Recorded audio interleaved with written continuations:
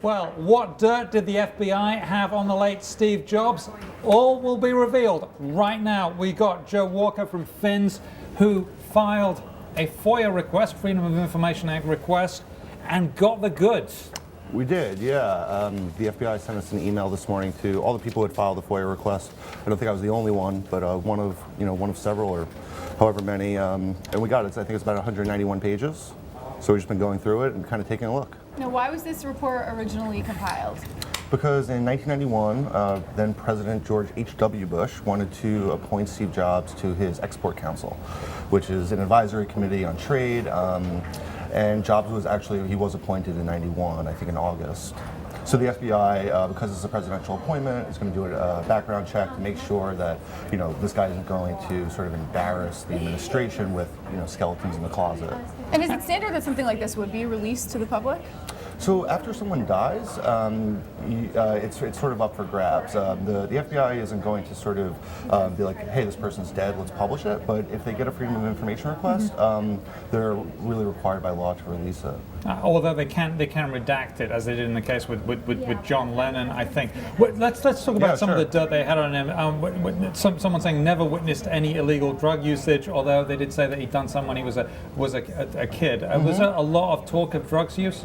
Yeah, it seems from reading it that was a concern of the investigators. I think it's sort of well known that Jobs, smoked pot, certainly liked hallucinogenics like LSD, and I think he was sort of proud of that. So I think that while that was well known that he did that in the late 60s and 70s, they wanted to make sure that he was no longer using drugs. And it appears that he wasn't. Everyone that they talked to said, yeah, we know that he did drugs when he was younger, but we've never seen him do drugs now. In fact, we never even seen him really drink. He might have like a sip of wine. So nothing overly surprising there. To you, what was the most surprising or shocking part so far of what you've been able to read through? Yeah, I mean, I think that a lot of the stuff in here is stuff that we sort of, a lot of it we know. Through biographies and news reports, a lot of it gets into some really interesting detail from like a lot of these, from a lot of colleagues and associates of his.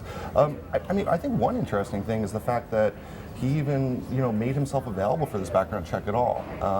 He was a sort of a notoriously private person, and this background check is very invasive. They talked to a lot of people, went through lawsuits, property records, checking his birth certificates, etc., and all to be on the Export Council, which nobody even really sort of knows about. So I think that in itself is interesting, that he, they made himself available for that. Now, in terms of his character as a person, there were some interesting comments, some from redacted sources. Yeah.